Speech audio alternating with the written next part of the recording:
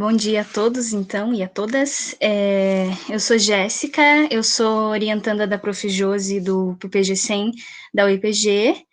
Iniciei esse ano, né, o mestrado, e o tema da minha pesquisa vai ser a representação em perspectiva como contribuição para o ensino de geometria. E a Prof. me pediu, então, para fazer uma apresentação, né, sobre o levantamento bibliográfico, e até eu estava comentando com ela que eu conheci mesmo, de fato, como que se faz um levantamento bibliográfico, para que se faz, esse ano, porque no curso de licenciatura em matemática, nós não fazemos um TCC, não é necessário realizar um TCC, então essa parte mesmo de pesquisa a gente não tem tanto contato. Então eu aprendi como fazer o porquê fazer esse ano mesmo. Eu vou tentar apresentar aqui a minha tela, agora há pouco deu certo, vamos ver se vai dar certo de novo. Aí vocês só me avisam se estão conseguindo ver certinho. Só um pouquinho.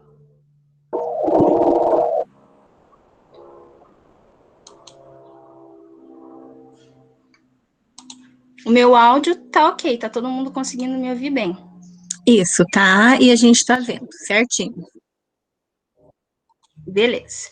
Então, eu montei uma apresentação bem simples, assim, né? E tentei ser o mais didática, digamos, possível, para colocar como que é o que é o levantamento bibliográfico e como que se faz.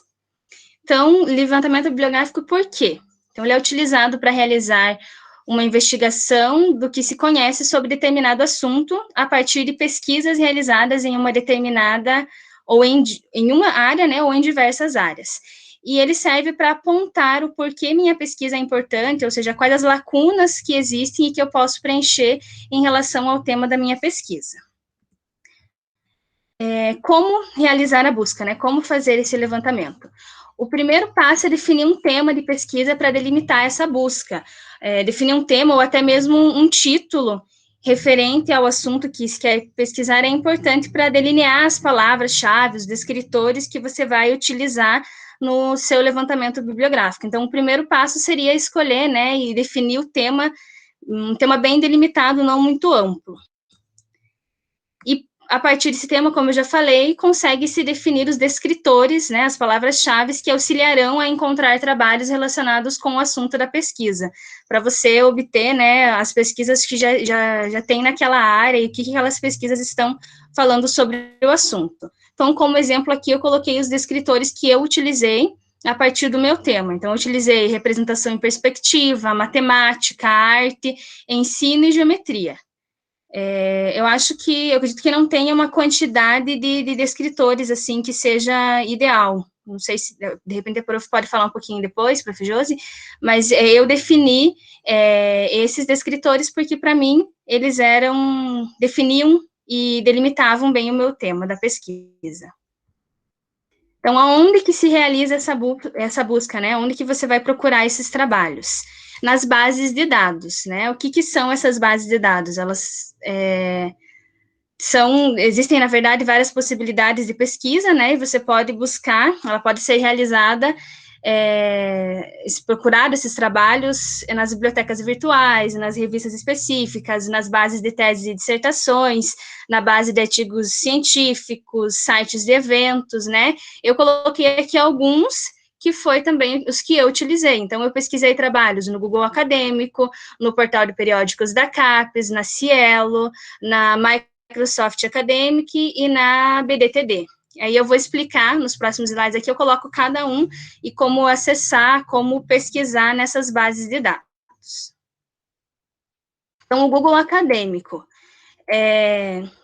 Na disciplina de fundamentos metodológicos que eu tive esse ano, a prof colocou que o primeiro lugar que você deve pesquisar é no Google Acadêmico, porque ele é uma plataforma, né, ele tem uma quantidade de dados bem grande, então ele permite uma busca ampla e apresenta grande quantidade de trabalhos, e a partir do Google Acadêmico é que você pode definir realmente os escritores, se aqueles escritores que você colocou, quando você pesquisa, aparecem trabalhos que te interessam ou não, e, por exemplo, como eu falei, né, ele tem uma grande quantidade de trabalhos, porque aqui eu utilizei como descritores para, por exemplo, perspectiva, geometria e ensino. E com esses descritores aparecem aproximadamente ali 76.700 resultados. Então, são muitos trabalhos com esses descritores aqui. E seria inviável, né, ler todos, nem que seja só o título ali, é demandar muito tempo para ler e para ver se tem ou não relação com o que você deseja pesquisar, com o que você está procurando. E aí, então, você vem nessas 3 barrinhas aqui do canto superior esquerdo, em que você pode colocar na busca avançada para refinar esses resultados, para que você consiga ter os resultados que são pertinentes para o que você está procurando. Aqui eu coloquei só, né, o link do Google, e aí eu coloquei o recorte, então, daquela pesquisa avançada ali, naquelas 3 barrinhas ali, então aparece essa outra aba, essa outra página aqui, em que você pode encontrar artigos com todas as palavras, né, nesse caso aqui os escritores que eu utilizei, com uma frase exata, com no mínimo uma das palavras, aí você pode colocar qual das palavras, sem nenhuma, né, sem as palavras, aonde as pesquisas ocorrem, então, na minha busca eu coloquei que eu queria essas palavras no título do artigo, de repente você pode também procurar artigos com autoria já determinada, os publicados, né, as revistas que você quer, e o tempo.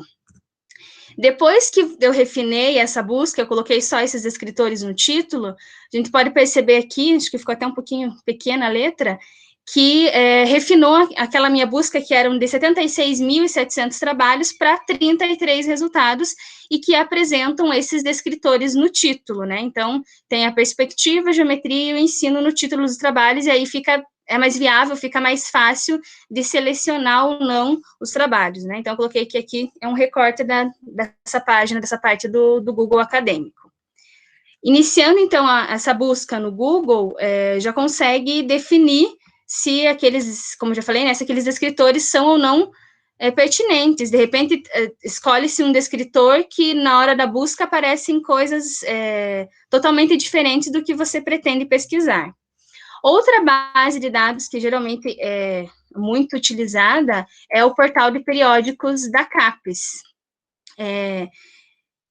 E esse portal, ele é possível fazer um cadastro nele. Então, tem aqui essa aba do acesso via CAF, que é a Comunidade Acadêmica Federada, onde você pode colocar a sua instituição de ensino, e depois você faz um cadastro com um RA e formula uma senha ali, e aí você tem acesso ao periódico da CAPES. Não é também obrigatório fazer esse cadastro com a instituição, é possível fazer um cadastro só sendo uma área particular, né, que você não associa, não referencia à universidade, porém, tem algumas coisas que aí você não consegue acessar no portal de periódicos da CAPES. Nesse portal, é possível fazer uma busca por assunto, por periódico, por base de livro, por buscar uma base de outro tipo de base, né, como, por exemplo, a Microsoft Academic, que tem como fazer a busca aqui pelo periódicos da CAPES. Quando você vai buscar por assunto, por exemplo, tem como também refinar a sua busca lá pela busca avançada, e o portal da CAPES, ele oferece alguns cursos online, e que, para capacitação, para o aperfeiçoamento mesmo, para entender como que é essa base de dados, como que funciona, como que você realiza a busca por trabalhos, como que você faz uma busca por assunto ou por periódico, explica bem certinho como que funciona esse portal aqui de periódicos. Sempre tem cursos, eu já fiz alguns, para entender e para aprender como que pesquisa nessa base de dados. Outra base é a Microsoft Academic, né, que eu utilizei aqui como exemplo os escritores em inglês, até a Prof. Josi me falou isso no início, né, que é interessante você também pesquisar de escritores em inglês, porque, de repente, você está pesquisando só em português e não encontra muita coisa. Se você muda o idioma, você já encontra mais trabalhos e que tem mais relevância, de repente, para o que você quer pesquisar e estudar. Eu aqui coloquei os escritores em inglês, porém, nessa base de dados também é possível fazer pesquisas em português sem problema nenhum. Tem também como fazer um cadastro, eu confesso que eu não fiz o cadastro quando eu fui pesquisar, porque eu não achei necessário, mas tem como fazer um cadastro também para salvar até os trabalhos que você pesquisou, assim como no portal da CAPES também é interessante fazer esse cadastro, que toda a sua busca fica salva na sua área ali com o seu login e senha. Assim como as outras bases, né, é possível você fazer uma busca avançada, e aqui tem como refinar, filtrar os tópicos que mais interessam para você, né, que eu coloquei como exemplo, que eu refinei aqui os assuntos de matemática, mas de repente ali para baixo pode ter ensino, e eu quero refinar por ensino, ou eu quero excluir, aparece um trabalho sobre saúde, e não é o meu foco, então eu posso selecionar só alguns filtros, alguns tópicos que seriam mais interessantes para minha busca. Eu estou olhando aqui para o lado que eu fiz algumas anotações para não esquecer de nada. Outra base de dados é a Cielo, que funciona parecida com as outras. Eu achei, pelo menos quando eu fiz, que uma é bem parecida com a outra, apresentam uma ou outra diferença só. Também é possível ter esses filtros aqui na Cielo, você pode filtrar como como o país que você quer encontrar, com o idioma ou com o assunto, assim como no da Microsoft. Aqui eu coloquei o escritor, e aqui do ladinho tem como pesquisar todos os índices, ou se eu quero pesquisar só por ano de publicação, ou por autor, ou só no título, então também tem como refinar essa busca já aqui, ou realizar uma busca avançada. Assim como as outras também, fica salvo aqui o histórico de busca, e é possível, como eu falei, refinar essa busca aqui com os filtros, os tópicos que aparecem ali do ladinho. A Cielo, inclusive, foi quando eu pesquisei a que mais apareceram trabalhos de outros idiomas, mesmo com descritor em português. Outra base de dados é a BDTD, que é a Biblioteca Digital Brasileira de Teses e Dissertações, e essa biblioteca digital, então, ela permite, né, que você realize também uma busca avançada, ou uma busca no título, por autor ou por assunto. Aqui eu usei como exemplo alguns descritores, e utilizei também esses operadores booleanos, que a gente chama, que depois eu vou falar um pouquinho sobre o que é e para que eles servem. E aqui, para refinar a busca, eu achei assim, que é o que é mais completo para refinar a busca, porque você pode refinar a busca por instituição, por repositório, por programa de pesquisa, por autor, por orientador, por tipo de documento, de repente eu quero uma tese, ou estou pesquisando só dissertação, por idioma, por assunto, por área de conhecimento, por ano. Então, aqui essa foi a base que eu achei que dá para refinar mais, assim, que de repente é interessante, né, dependendo do que você vai utilizar como critério de inclusão ou não.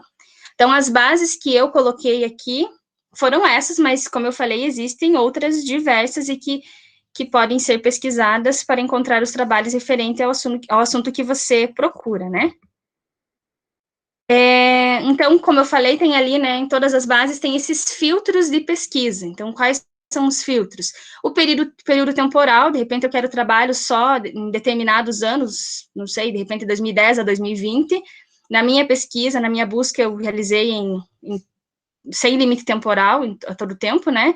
O tipo de publicação, se eu quero pesquisar um artigo, uma dissertação ou uma tese, e o assunto conforme o tema, né? E eu utilizo também como filtro os operadores booleanos, como eu falei, né, que eu tinha utilizado aqui nessa plataforma, nessa base de dados da BDTD, o AND. Quais são esses operadores booleanos? Então, a gente tem o AND, o OR e o NOT. Perdoe meu inglês, porque é péssimo. O AND, o que é esse operador booleano, né? Que eu coloquei como exemplo perspectiva e geometria. Quando eu coloco na minha pesquisa ali, junto com os meus descritores, esse operador booleano, eu estou solicitando para a base de dados que eu quero só pesquisas eu quero pesquisas que contenham as duas palavras. Então, quero pesquisas que tenham perspectiva e geometria, né? Então, por isso que está aqui na intersecção desses dois diagramas aqui, porque eu quero os trabalhos, as pesquisas que têm esses dois descritores. Quando eu utilizo o OR, né, aqui já dá a ideia que eu quero tudo, então eu quero todos os trabalhos, aqui eu utilizei como, por exemplo, que tem perspectiva, ou matemática, ou arte. Então, eu quero todos os trabalhos que têm esses descritores aqui, e aí a busca fica bem mais ampla, né, então eu solicito para a base de dados as pesquisas que contenham todos esses descritores, e por isso que a união, né, a junção de todos eles aqui.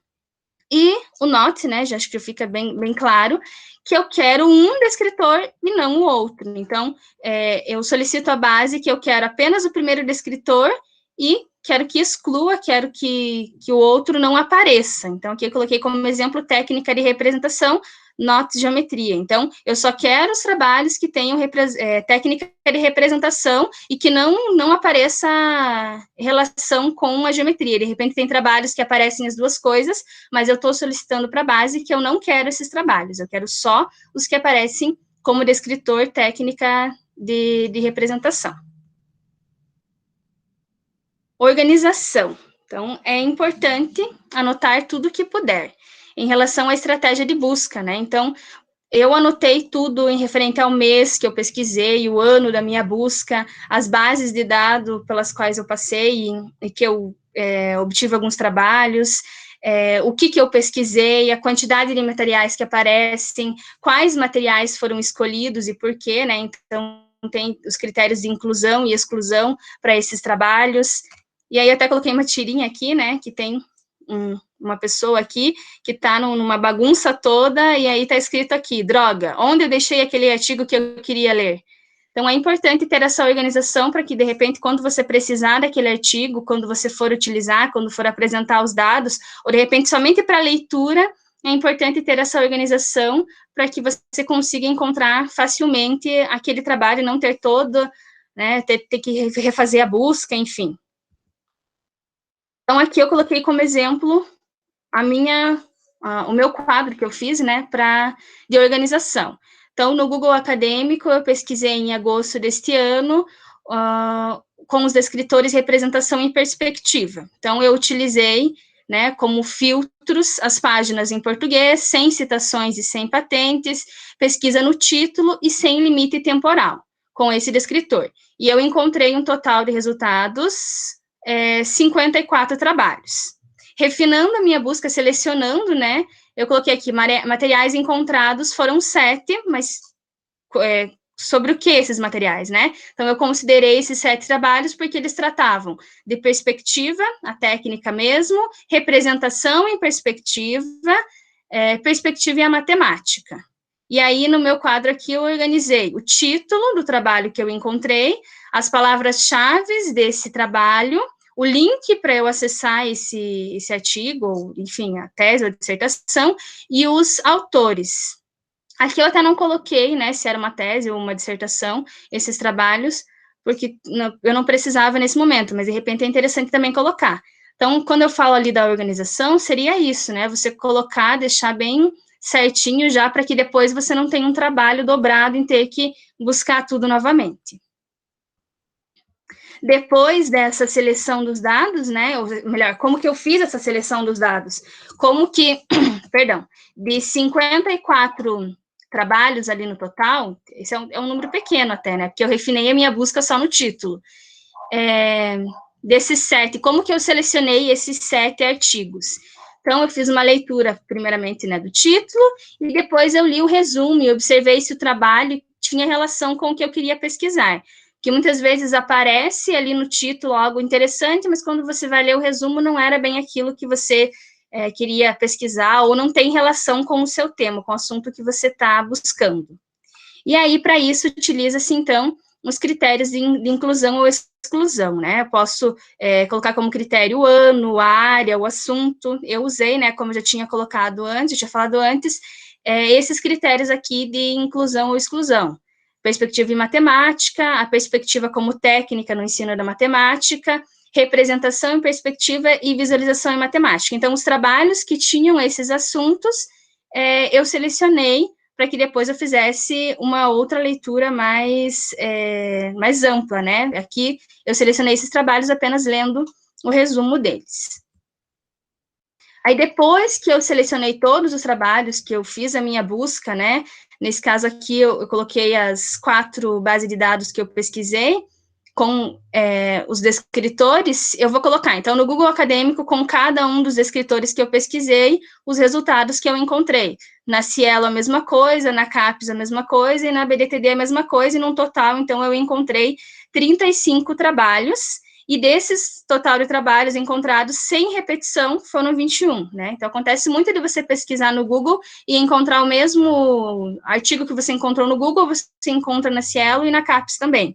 Então, você não vai contar ele 2 vezes, por isso que o total de trabalhos encontrados sem repetição aqui diminuiu para 21. Essa é toda a parte, então, da organização. E para que se faz toda essa pesquisa, né, bibliográfica, toda essa busca? Como eu falei, é para você saber mais sobre o assunto, né, para você entender mais, para ver o que está sendo pesquisado ou não, e realiza-se, então, depois disso, uma análise de tipo material, de material coletado, levando em consideração o seu objetivo de pesquisa. Essa relação de saber o assunto que está pesquisando é bem interessante, porque às vezes você tem uma ideia na cabeça do que pretende pesquisar, do que pretende fazer, e quando você começa a ler os trabalhos que já existem sobre o assunto, você começa a ver que, de repente, isso eu tinha pensado em fazer, mas já existem diversos trabalhos sobre isso, então, não, de repente, não é tão significativo você fazer uma coisa que já foi feita diversas vezes, né? Como eu coloquei lá no início, é realmente para você entender as lacunas que tem, para tentar preencher aquelas lacunas com o seu tema da pesquisa. E aonde que se apresenta, então, esses dados coletados no levantamento bibliográfico? Você pode fazer um estado da arte, um artigo de revisão sistemática, você pode utilizar no seu projeto de pesquisa, na dissertação, na tese. Então, assim que, né, existem outros também, que você pode apresentar esses dados que você coletou e a relevância deles para o seu objetivo de pesquisa, para o que você quer pesquisar. E aí as referências. Eu não sei se eu falei no início, mas eu tenho um problema que quando eu começo a falar, eu disparo a falar e acabo falando rápido demais. Não sei se deu para entender, mas basicamente, assim, de forma geral, o que eu tinha preparado sobre o levantamento de dados, levantamento bibliográfico era isso. Aí aqui eu coloquei as referências também que eu utilizei.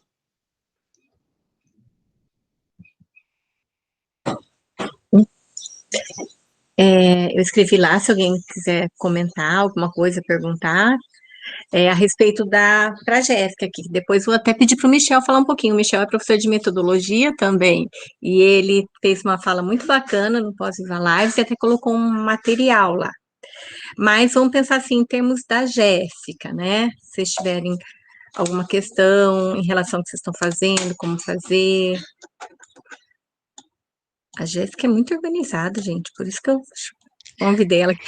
Pessoal, só uma coisa que eu acho que eu não comentei, que assim, o que ficou claro para mim, que a pesquisa, o levantamento bibliográfico, ele é o pontapé para a sua pesquisa, né? Seja para o que você quiser fazer, ele é o pontapé inicial que você tem que ter para que você consiga fazer uma pesquisa. E é um processo de idas e vindas. Então, num primeiro momento, quando eu conversei com a Prof. Josi lá em maio, que nós tínhamos pensado em fazer algo relacionado à anamorfose ou à perspectiva em matemática, eu fiz uma primeira busca. Aí, depois que eu sentei com ela e com a Prof. Luciane, que é a minha orientadora, e nós definimos bem o tema, né, e que eu formulei, mais ou menos, uma pergunta de pesquisa, aí eu fiz uma segunda busca, utilizando outros descritores, para que tivesse mais relação mesmo com o que eu quero pesquisar e qual que vai ser o assunto da minha dissertação. Olha, isso mesmo. Porque a gente, lembra, o projeto, ele é para te direcionar, porque se você vai sem nada e você achou esse monte de coisas, bom, você nem consegue fazer pesquisa quando você não está inicialmente direcionada, né? Mas realmente ele ajuda depois, nesse segundo momento, de você refinar a sua pesquisa. Michel, gostaria de falar?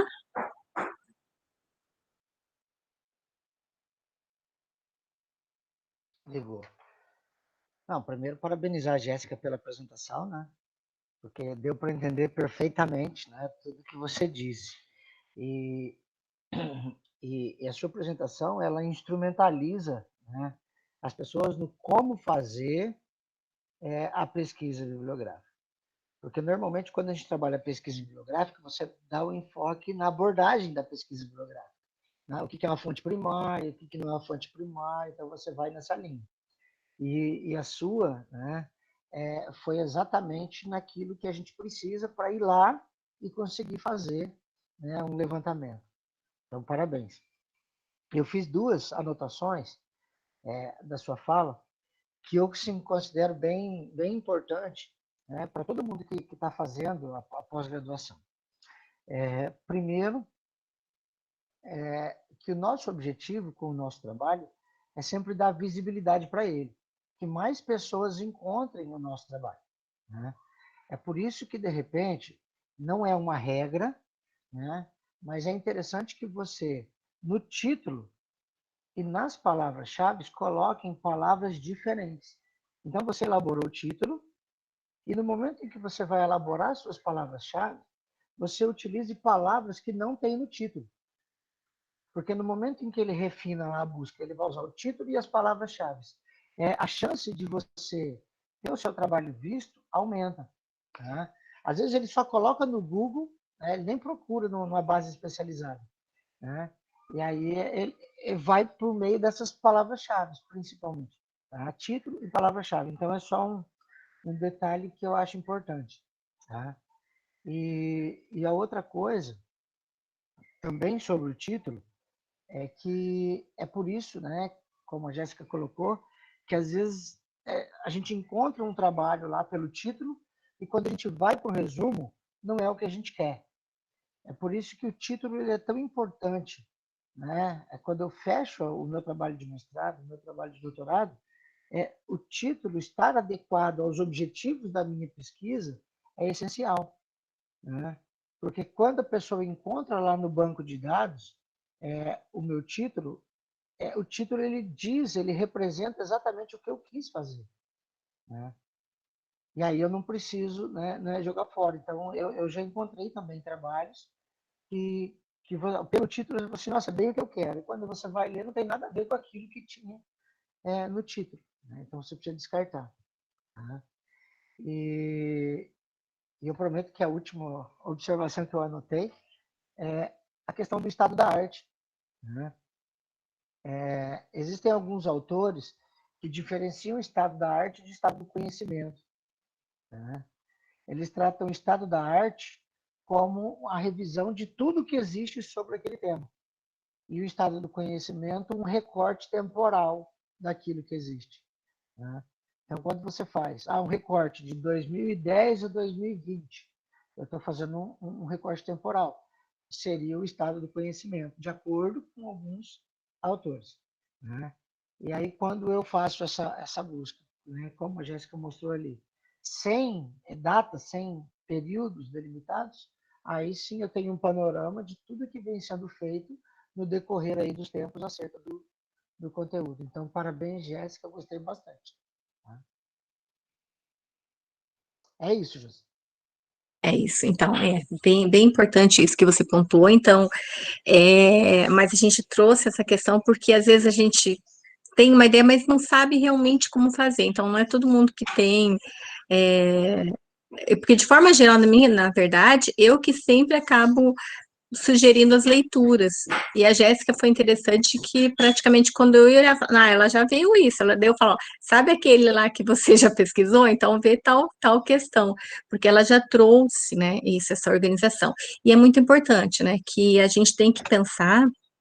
Imagina, para a PIBIC, né, é 1 ano, TCC é 1 ano, e o mestrado a gente acha que nem, não chega a 2 anos, digamos assim, porque vocês têm que pensar assim, que você tem que fazer disciplina, você tem que qualificar, então é muito pouco tempo. E a gente não vai descobrir, inventar a roda, né, Michel? Novamente, ela já está inventada, né? E quanto mais isso que a Jéssica falou, quanto mais você pensar e construir o nosso trabalho é um tijolinho, uma coisinha, né? Não adianta a gente pensar, não, não vamos.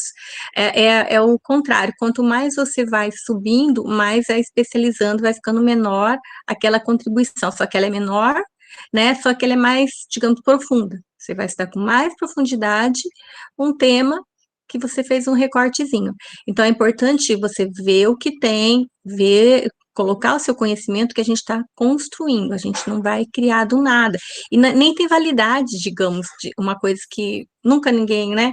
Então, a gente tem que realmente ver como está, e para a gente não pensar também que acontece na banca isso, né? Muito. Ué, mas você não viu isso? Você não. A pessoa não olhou nada, né? Não pesquisou nada, não sabia o que tinha sobre o tema. Então, daí vem aquela coisa de você tá fazendo uma coisa que uma pessoa já fez, não é? Que não tinha necessidade de fazer alguma coisa que você teve o maior trabalho e, na verdade, você poderia estar utilizando esse referencial, né? Então, é muito importante você estar conversando com esses autores, com esse material que tem, né? No caso da Jéssica, isso que o Michel falou também, muito importante, o estado da arte, porque, por exemplo, se ela for falar de perspectiva, sem pensar num espaço temporal aqui dela, se trabalhava muito. É lógico que ela vai retomar historicamente esse tema, né? Mas se trabalhava muito em perspectiva. Agora, hoje, como que é isso? Então, e ela está falando, ela está em que espaço? Ela está falando do ensino de. Então, hoje no ensino, o que que a gente discute? Lembrando, né, nossos programas, né, Michel, a gente tem essa questão também. Nossos temas têm que estar ligados ao ensino de, né? Então, eles têm que fazer esse link. A Jéssica, tudo bem que ela é dentro do são quando eu pego os de arte, a gente faz. Você tá também aí, nós estamos com a Rosana também, né? De fazer trazer o pessoal da arte para falar do ensino, né? O ensino de ciências, o ensino de matemática. Bom, eu também seria isso. Deixa eu ver, alguém tem alguma dúvida, alguma pergunta? Michel está falando, a Andrea também. Ah, e é importante essas anotações que a Jéssica fez, né? Porque às vezes a gente tem também orientando, né, Michel, que vê muita coisa, lê, mas onde que ficou isso? Né? Onde que tá? Então, quando a gente tem esse material todo organizadinho, em qualquer momento você pode retomar. Talvez em outro momento a gente fale da parte de como você vai utilizar esses referenciais. Você leu, você fez esse resumo, você tem que guardar em algum lugar. Daí tem aqueles antigos fichamentos, né, Michel, que a pessoa fazia. Eu ensino para os meus orientandos um fichamento bem maluco. Eu já ensinei para a Jéssica, acho para a Andrea, o meu fichamento, mas funciona meu fichamento, né?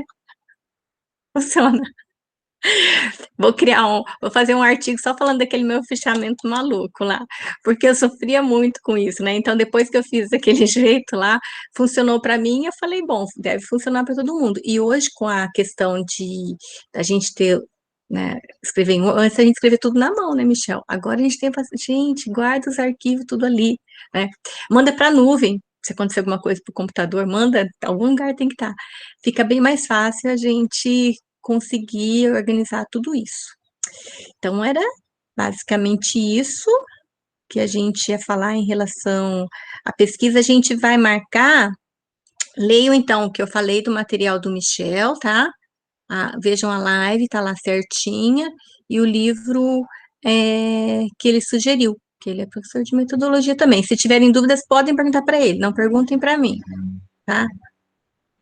Aqui é bom que a gente fica dando nome. Se quiser, tiver dúvida, a gente talvez a gente até retome esse tema, né, que o Michel falou lá, será de repente interessante, né, Michel? Só que lembrando que a gente está com um público bem, digamos assim, a gente tem PIBIC, a gente tem mestrado, a gente tem doutorado, né, é bem variado o nosso grupo. Então, em relação a isso, fica aqui, vamos falar bem rapidinho um pouquinho do Qualis, Michel? Pode ser, Josi. Tá, então, bem rapidinho, por que que acontece? A gente tem esse tal do Qualis que o pessoal, quando ouve a primeira vez, fica assustado, né? Que negócio que é esse de Qualis, né? Quer falar primeiro, Michel? Pode ser? Vamos, Pode. fala assim, para quem nunca ouviu falar disso, o que que é? Começa assim. Eu acho que tem gente, Bom, quer ver? Vamos ver. Larissa, você já ouviu falar de Qualis? Não conheço. Ai, Michel, então fale para Larissa. entendi. Então tá jóia. Gente, é o seguinte, né? Vou tentar ser bem simples, né? No modo de falar, que é para a gente entender mesmo, tá? O Qualis é o que dá, teoricamente, a qualidade do periódico em que você está publicando. Está vinculado a esta qualidade. Aí a questão é, né, mas o que é qualidade? Né? Então, tem uma série de fatores que influenciam. Tá? Então, hoje, o extrato do Qualis, ele é decrescente, ele começa assim, A1. O extrato A1 é o Qualis que seria de melhor qualidade, né, a melhor revista. Depois a gente tem a A2, né, que seria inferior a A1. Depois nós temos a B1, depois nós temos a B2, a B3, a B4, a B5 e a C. Né? Então, uma revista, quando é criada, né, por uma instituição ou por uma organização, ela começa sem qualis nenhum. Aí, depois do seu primeiro número, né, então foi publicado, depois do seu primeiro número, é solicitado, né, aquele número de ISBN que vem, tá, para a revista, que é aquele número que a gente sempre procura por ela na internet, ela na base de dados da plataforma Sucupira, e essa revista ela passa um tempo sem esse tal de qualis, sem essa qualificação. Tá? E só depois de um tempo, né, de um período, tá, ela vai ser avaliada pela CAPES. E a CAPES tem os seus critérios de avaliação, que são esses critérios que nós estamos vinculando à questão da qualidade. Né? Então, antigamente, essa qualidade era feita apenas pelo hall de pesquisadores que publicavam nessas revistas. Então, se a revista tinha pessoas da área bem qualificadas, né, publicando, ela tinha ali um bom extrato. Depois, com o passar do tempo, a pós-graduação cresceu e aí a CAPES começou a olhar o seguinte, os programas de pós-graduação estão publicando nestas revistas. Então, além de olhar, né, o peso dos pesquisadores da área, eles passam a olhar também se os programas de mestrado e doutorado estavam publicando nessas revistas. Tá? E aí o Qualis ele vai mudando a cada 3, antigamente era trienal, agora quadrienal, né? E a gente está num tempo que eu não sei nem dizer para vocês o que é agora, né? Porque 2020 praticamente está fora do mapa de avaliação, né? E a gente não sabe ainda, pelo menos eu não tenho certeza de como vai ser, ninguém sabe como vai ser a próxima avaliação ainda, né? Tanto dos programas quanto das próprias revistas.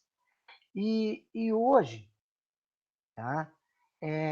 Esse Qualis, ele continua, claro, sendo olhado em termos de qualidade pelos pesquisadores, pelos programas que ali publicam, só que um fator que hoje está sendo muito cobrado pela CAPES é a visibilidade da revista.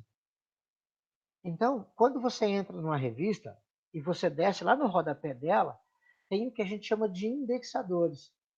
Sabe, a Jéssica acabou de apresentar as bases de dados que nós procuramos trabalhar, né? O Google Acadêmico, a Cielo. Então, hoje, para nós, a Cielo seria um indicador A1, seria uma excelente base de dados, onde a revista deveria ser indexada para conseguir a melhor nota. Então, nós temos vários repositórios para revistas no Brasil. O Latindex, enfim, né? A Scopus, a gente tem vários. Tá? E dependendo a base de dados onde essa revista está alocada, né, ela vai ter uma visibilidade mais local, mais regional, mais nacional e até internacional. E é isso que a CAPES quer, que a visibilidade do trabalho seja internacional. Tá? E aí eu não sei se vocês, lá no Google Acadêmico, né? Se vocês ainda não fizeram, depois eu posso procurar um e-mail antigo e compartilhar com vocês, para vocês fazerem o cadastro de vocês no Google Acadêmico. Porque esse cadastro vai começar a vincular a vida acadêmica de vocês lá. Então, todo artigo que você publicar, né, você vai lá e disponibiliza ele no Google Acadêmico. E isso aí é uma base gratuita e vai dando visibilidade para o trabalho. Então, é isso que os órgãos, né, que comandam, né, nesse caso a CAPES, começam a observar. Como é que está isso? Né? Tanto que antes nós não tínhamos, e agora algumas revistas já exigem, no ato da submissão do artigo, um número, que é o ORCID, que a gente chama de ORCID, né? Que a gente é uma outra plataforma que a gente precisa fazer um cadastro, que é como se fosse um RG do pesquisador. Tá? Então, eles começam a olhar isso, né? O ORCID, com as plataformas e assim por diante. Tanto que na avaliação da CAPES existe uma proposta para que seja apresentada a ela para avaliação de um programa, por exemplo, apenas as melhores produções, né, de cada pesquisador, de cada professor com um aluno. Então, o que seria uma melhor produção? Seria essa que tem a ver com a visibilidade. Onde é que essa produção está chegando? Quantas pessoas estão vendo? Quantas pessoas estão citando o seu trabalho? Então, hoje, tudo isso, esse movimento de citação, de apresentação, né, começa a fazer parte do que a CAPES considera como um fator de qualidade para a revista. Tá? Então, quanto maior a qualidade, maior o qualis. Então, a ordem hoje é A1, A2, B1, B2, B3, B4, B5 e C. Tá? Então, alguns programas, né, como o da UEM, por exemplo, onde eu atuo junto com a Prof. Josi, para você defender um doutorado, por exemplo, você obrigatoriamente tem que ter um artigo publicado e um submetido. Mas tem que ser de B2 para cima. Então, ou é um B2, ou é um B1, ou é um A2, ou é um A1. Se for B3, não conta. Se for B4, não conta. Tá? Isso para doutorado. Para mestrado, você precisa ter um artigo submetido. Ele não precisa ter sido publicado ainda, mas você tem que ter encaminhado ele para uma revista com esses quadros também. Acho que é isso, Josi. Desculpa se eu falei demais. Né? Não, foi ótimo, ótimo. Falou quase tudo. Só, mas então o Michel falou que a gente está meio na dúvida. Por quê? Porque agora está se discutindo fazer um qualis único, porque o qualis era por área. Tá? Então eu mandei o link ali. Eu ia abrir, mas eu acho que eu nem vou abrir. Eu mandei para a questão do. A gente fala Orcid mesmo, né? Mas eu fiquei surpreso, Josi, porque na minha leitura, esse qualis único já passaria a valer. Também. E, na verdade, quando eu ouvi o Marcelo Borba, que é o nosso representante da área de ensino, falando que não, que isso foi só um estudo prévio e que o que está valendo é o qualis de 2016 ainda, eu me assustei, né? Porque, na verdade, a gente já vinha num movimento direcionando os nossos trabalhos, as nossas publicações, para esse qualis novo, para esse qualis que não teria área específica, seria mais unificado. Então, foi uma surpresa para mim ouvi-lo falando sobre isso. Então, essa questão de área é assim. Então, a maioria que não está, mas quem está já sabe, né? Os programas de graduação, eles são organizados em áreas, tá? É igual tem os curso de artes visuais, ele está em que área que está o curso de artes visuais? Linguística, letras e artes, né? Então, tem alguns cursos lá. Então, na CAPES tem as áreas. Então, o nosso programa, por exemplo, tanto PCM, PPG-100, o programa do Michel, também, né? Eles estão na área de ensino, tá? Fala de forma geral, ensino, não fala ensino de quê.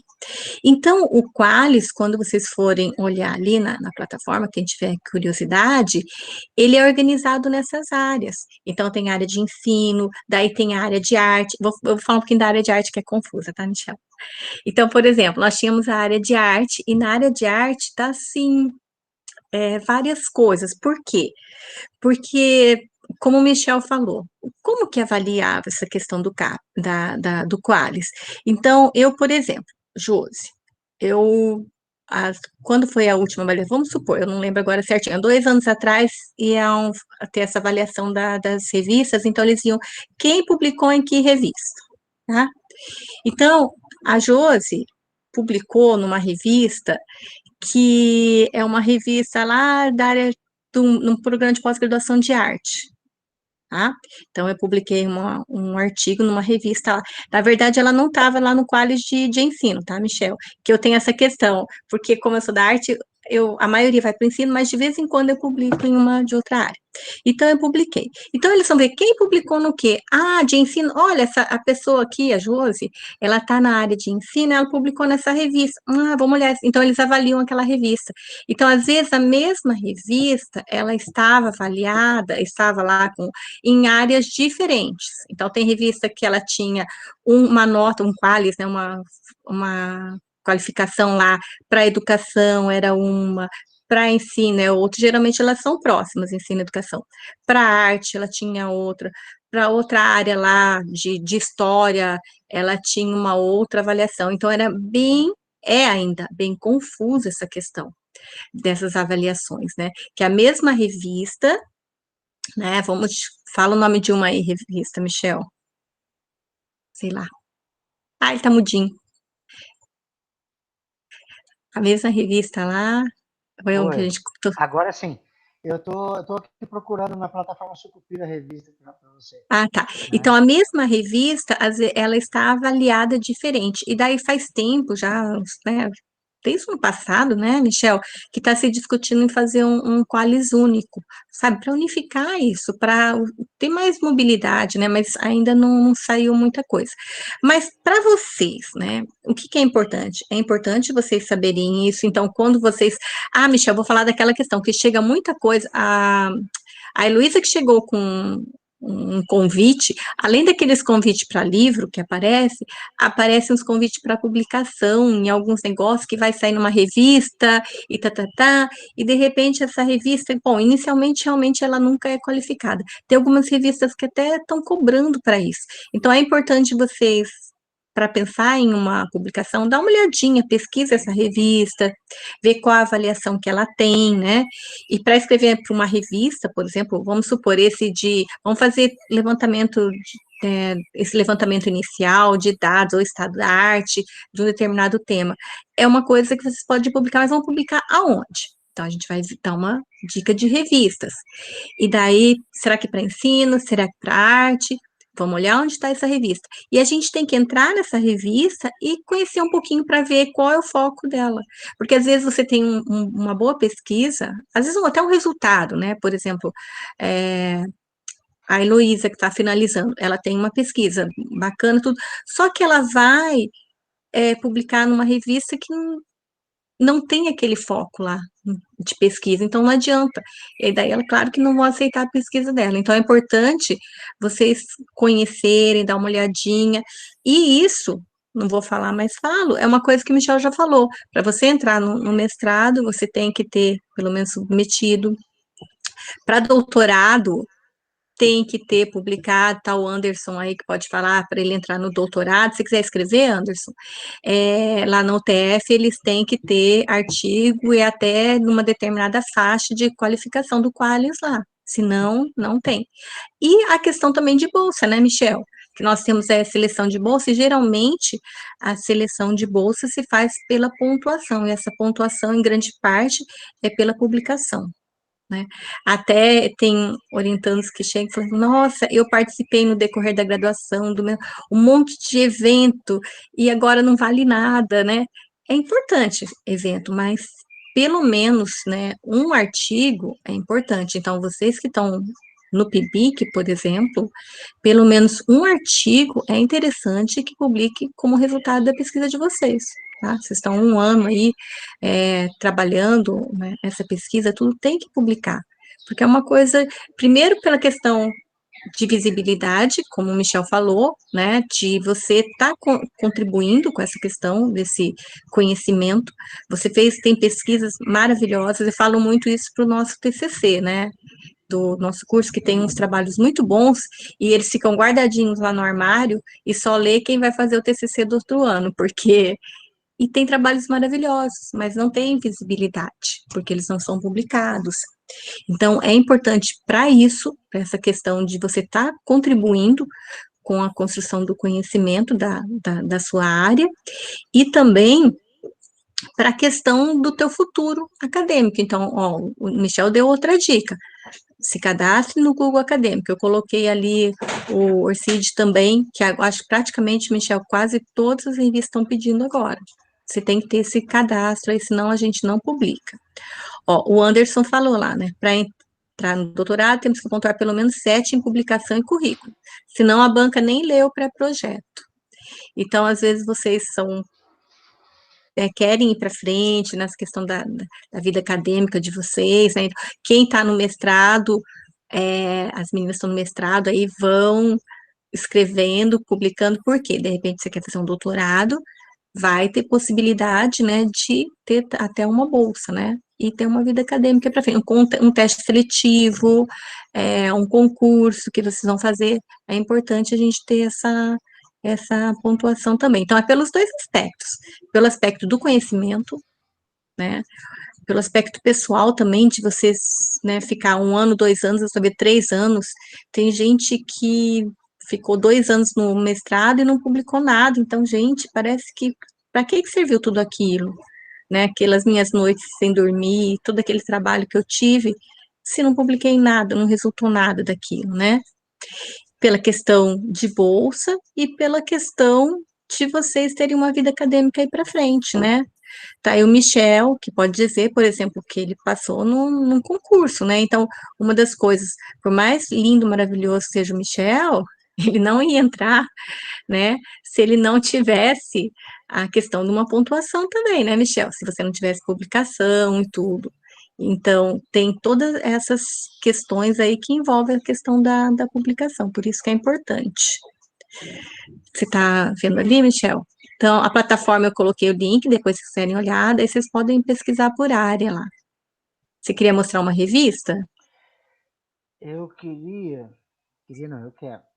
Só para o pessoal ver, deixa eu compartilhar aqui rapidinho o que eu disse para vocês, quer ver?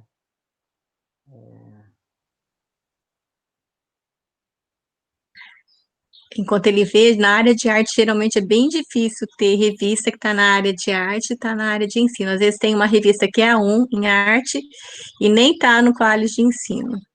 Então, essa na plataforma Sucupira, ele já não me mostra mais. Eu vou ter que olhar de novo aqui agora com mais carinho. O que eu queria mostrar era isso aqui, ó, para vocês.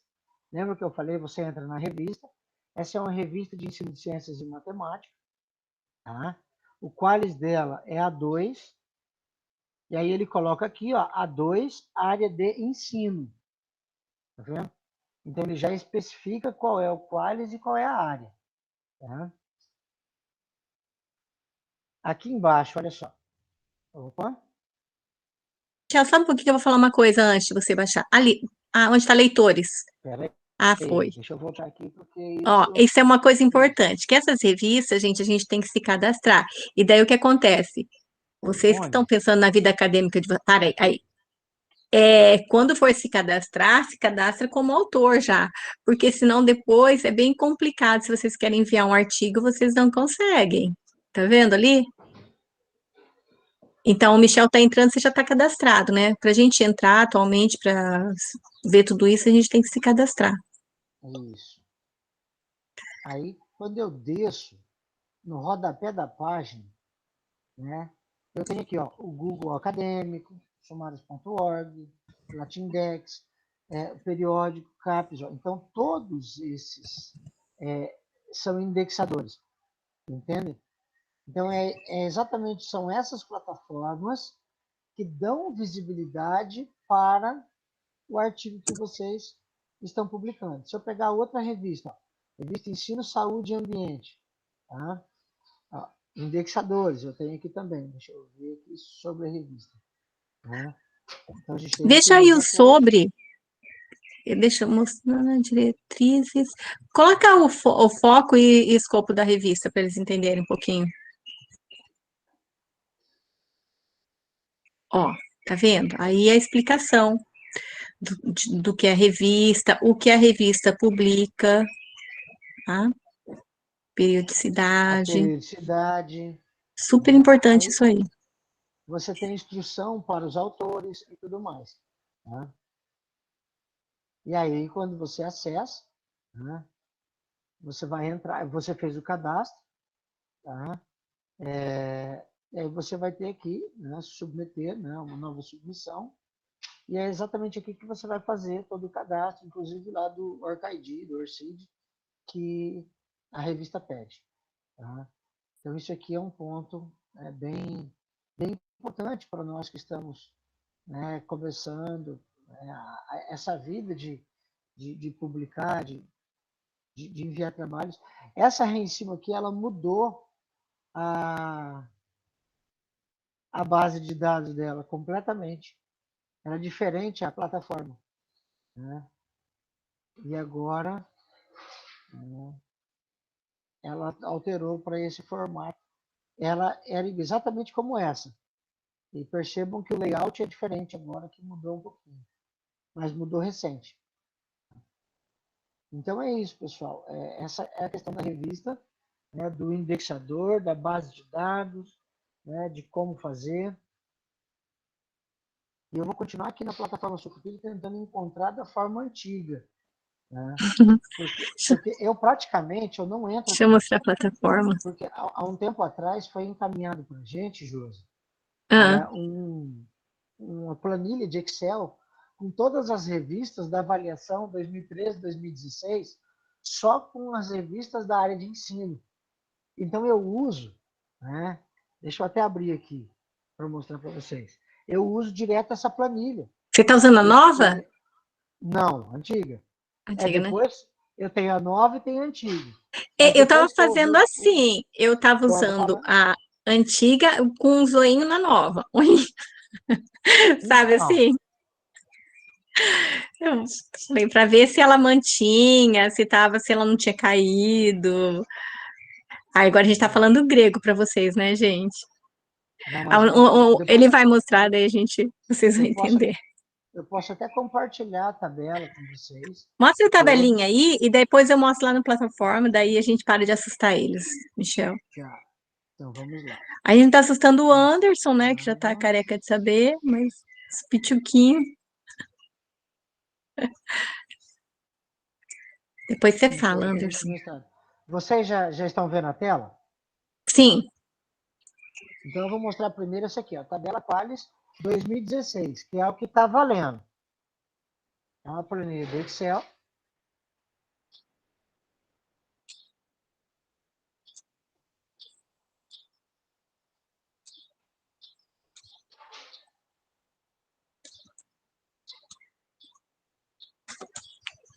Só um pouquinho, porque a máquina é um pouco lenta.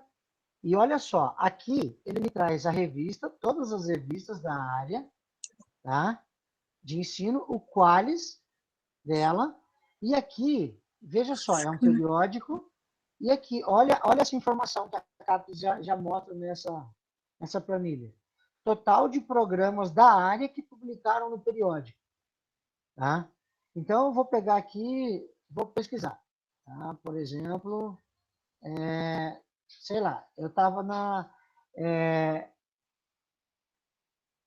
revista Ensino, Saúde e Ambiente. Deixa eu ver. Aí é um problema, porque eu tenho que estar com o título certinho, tá? Porque senão ela ensino, vírgula, saúde e ambiente. Senão ela não acha.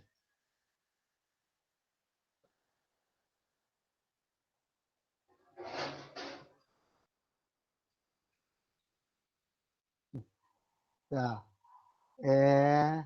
Vamos tentar então pelo ISBN. é 1983 7011. 1983 7011. 1983 7011. Pronto, achou. Né? Agora deixa eu só ver o que é que eu estava escrevendo errado. Tá aqui, ó. Era com letra maiúscula, retardado.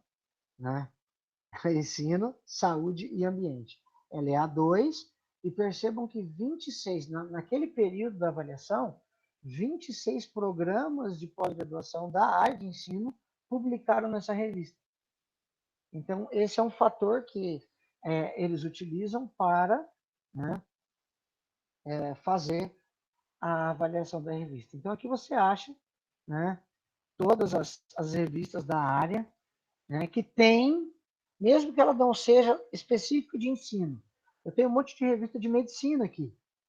Só que, como a Prof. Josi disse, lá na plataforma Sucupira, de repente, para a área de medicina, ela tem um Qualis, né, na área da saúde, mas para a área de ensino, ela tem um outro Qualis.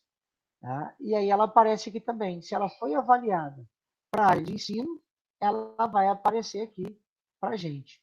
Tá? Então, tem uma série de revistas que, quando você olha, você fala assim, nossa, mas isso não é da área. Né? E aí você descobre que é assim. Ó, revista, né, ó, revista Psicologia e Sociedade. Tá? Ela tem Qualis B1 na área de ensino. Tá? Tecnologias na educação. B1, 20, a diferença é que aqui 24 programas publicaram nela. A de psicologia, só um programa de ensino publicou nela. Tá? E aí, esse aqui seria o Qualis novo, que, né, nós descobrimos recentemente, que foi um estudo, mas que não foi implementado ainda. Então, a tabela que está valendo é essa do Excel, que é a tabela de 2016. Tá? Só um pouquinho de paciência comigo, porque o meu computador está um pouquinho pesado. Eu escrevi que esse é fake. Esse Qualis é bem isso. Tá? Então, nós temos aqui, né, as revistas. Tá? Então, a mesma revista que lá, deixa eu ver se eu consigo encontrar a mesma revista. Ensino, saúde. Você quer ver que tem qualis diferente? É. A da UTF lá de Ponta Grossa. Sim. Rebect. Ensino, saúde e ambiente. Ele vai achar aqui para mim. Nesse novo Qualis, essa revista ela passou a ser A3.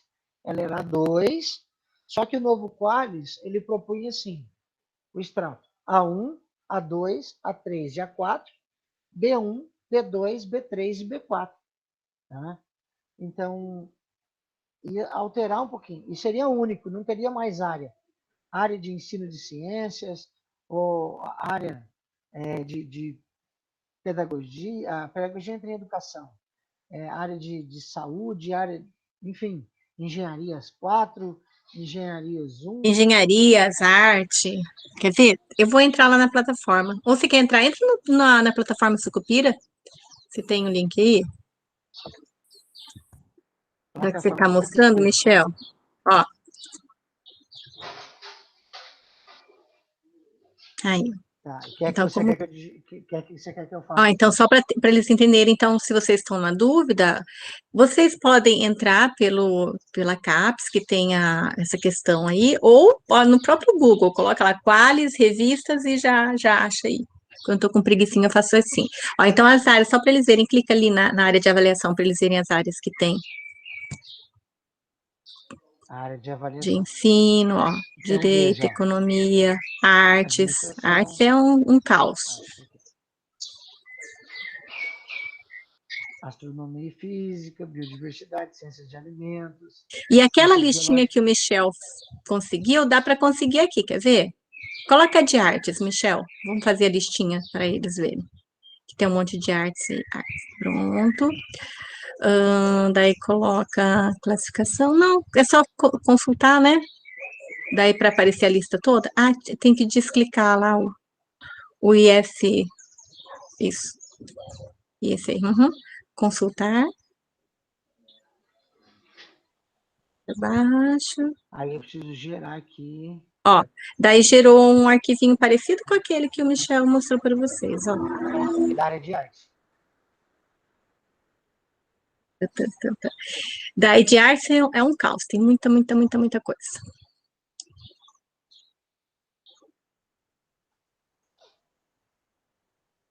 Aí ela fica toda confusa, até hoje não sei por quê, tem que ficar abrindo, salvando, né, Michel? Ali, ó, Aham. tem que puxar. E daí os extratos ali, ó.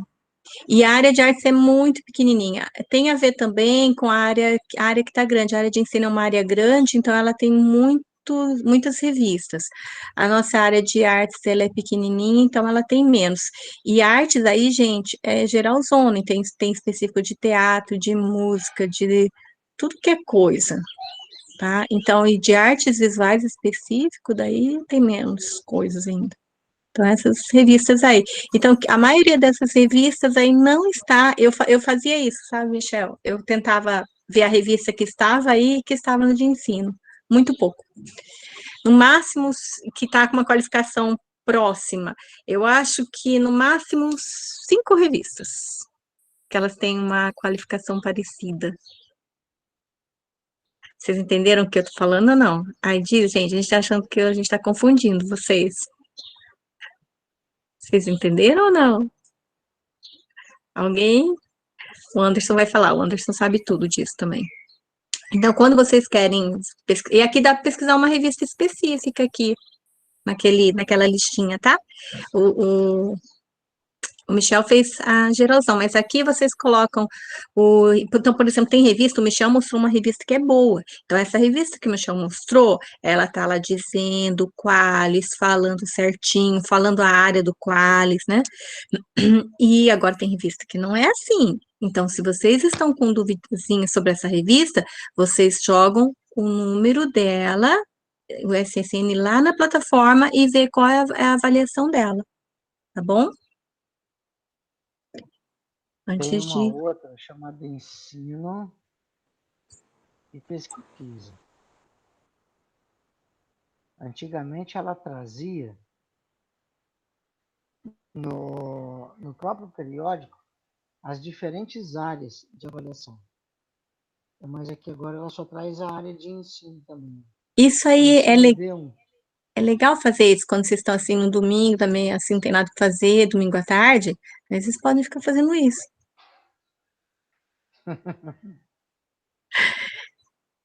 Muito bem. Eu tive orientando, Michel, que ele estava para enviar o trabalho, e ele foi pesquisando nas revistas. Aí ele mostrou uma para mim, que é aquela revista em aberto, e que tem revistas agora que você faz um número, né? Elas aceitam você fazer uma publicação de um número. E lá que eu conheci a revista, e depois tanto é que eu fiz. Então é legal que às vezes vocês mexendo, aí vocês descobrem coisas que a gente, diferentes, novas. Antes eu não tinha nem ideia que tinha essas revistas que aceitavam a gente criar um número especial. Então, por exemplo, foi bom a gente ter falado nisso, que, por exemplo, para nossas publicações, eu vou querer depois entrar em contato com uma revista e publicar artigos, um número especial sobre essa questão de análise de imagens com enfoque CTS. E depois eu vou querer fazer um número especial aí de alguma dessas revistas que aceita. Tá bom? Uma outra coisa, Michel, vamos aproveitar para falar a questão de citação também, que é uma coisa que é avaliada, né? Então, eu antes eu nunca falava isso para meus alunos. Quem começou a falar isso foi o Júnior, né? Que o Júnior na disciplina, o Júnior é o professor que é coordenador do PCM aqui da UEM, tá? Então, ele fala que os alunos orientandos têm que citar o orientador. E é uma coisa importante, então não adianta vocês terem um artigo publicado lá, vale um pouco, mas tem a questão de quanto esse artigo ele é citado. Então, esse artigo ser citado, ele contribui com a pontuação, né, tanto do próprio pesquisador, quanto da revista, quanto do programa, Então, é importante isso da gente citar as pesquisas do nosso grupo, dos professores do nosso programa, né? E fora que a gente estava brincando lá na avaliação, Michel, que a gente vai ter que, os alunos vão ter que assinar um contrato com os programas, que isso agora é uma coisa muito séria também para vocês saberem. Os programas, eles são avaliados e eles têm nota, assim como os cursos de graduação. E uma das questões em relação a essa nota é a publicação. Então, quem faz um programa de mestrado, doutorado, de repente ela entra num programa, o Anderson, tá quanta nota lá da UTF, por exemplo, tem nota boa? O doutorado tem nota também, é só o mestrado, agora não... 5, né? Doutorado 4. Então, por exemplo, quem faz um mestrado lá no PPJET, da UTFPR de Ponta Grossa, ela está no mestrado nota 5, ela entra. Só que para manter essa nota, gente, o aluno que fez tem que contribuir, então ele tem que publicar também. Ele tem que citar os professores, ele tem que publicar para manter essa nota, porque essas notas, assim como o Qualis pode variar, a nota do programa também. Então, hoje, por exemplo, eu não sei a nota do programa do Michel, mas, de repente, ela está com uma nota agora. Quanto tá? Helena? É pequenininho, novinho, o teu é bebê, né? O nosso, tadinho, é novinho. O PPG 100 tem nota 3, é um bebê, né? Então, como que ele vai subir de nota?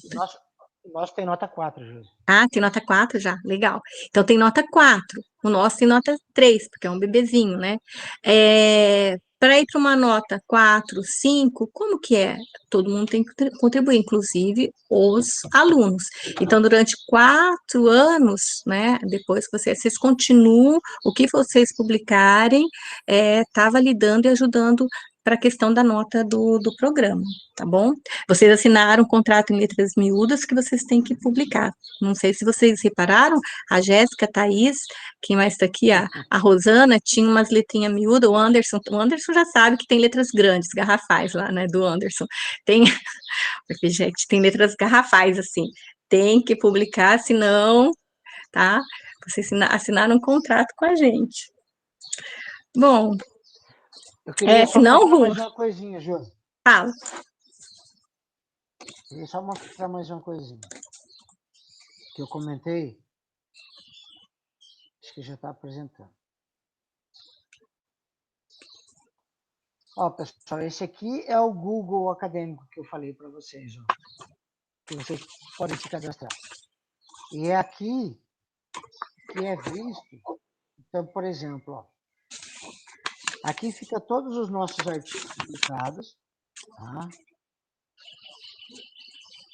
E aqui fica a história das nossas citações, ó, né? Então, ele vai te dando, ó, né? Então, esse ano de 2020, já teve 10 trabalhos que me citaram em alguma revista.